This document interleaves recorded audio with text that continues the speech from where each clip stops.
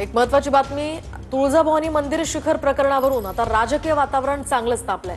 खासदार ओमराजे निंबाळकरांनी पत्रकार परिषदेत आमदार राणा जगजितसिंग पाटलांचा जुना व्हिडिओ दाखवलाय। मंदिर शिखरास सकट उतरवावं लागेल असं म्हणणारा हा जुना व्हिडिओ त्यांनी दाखवलाय। दरम्यान मग हे षडयंत्र नेमकं कुणाचं असा सवालही ओमराजे निंबाळकरांनी केलाय। तर ओमराजे निंबाळकरांनी अर्धवट व्हिडिओ दाखवल्याचा भाजपचा आरोप आहे। माझ्या निदर्शनास असं आलं की स्वतः राणे पाटलांनीच काय म्हणलेत, आपण आता हाती घेतलेलं आहे।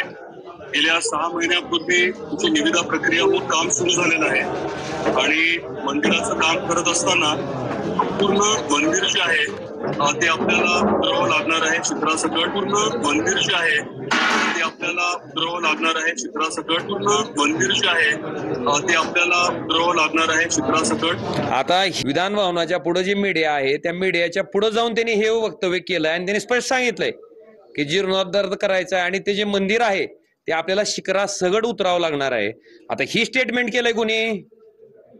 त्यांनी स्वतःच केलंय आणि त्याच स्टेटमेंटचा आधार घेऊन जितेंद्र आव्हाडांनी ते आंदोलन केलं तर हे म्हणते षडयंत्र आहे। ही मुद्दा मी सन्माननीय आशिष शेलारजींना पाठवलाय की तुमच्याच आमदारांनी केलेलं स्टेटमेंट आहे आणि हे जर षडयंत्र असेल तर मग ही षडयंत्रकारी कोण आहे ती शोधा।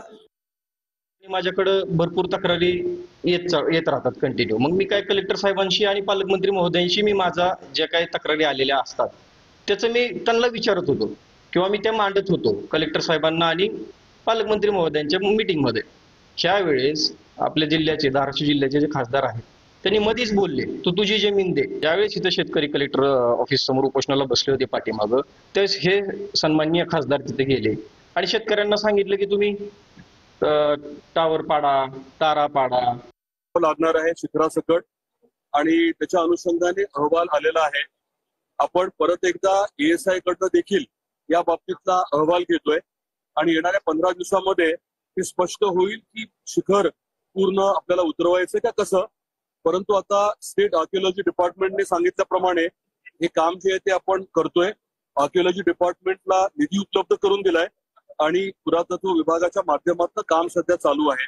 माननीय आपले मुख्य सचिव आहेत त्यांच्या अध्यक्षतेखाली जी SPC आहे त्याच्याकडे सादर करण्यात आलाय आणि येणाऱ्या पुढच्या 2-1 वर्षामध्ये पूर्ण तुळजापूरचं स्वरूप आपण बदलणार।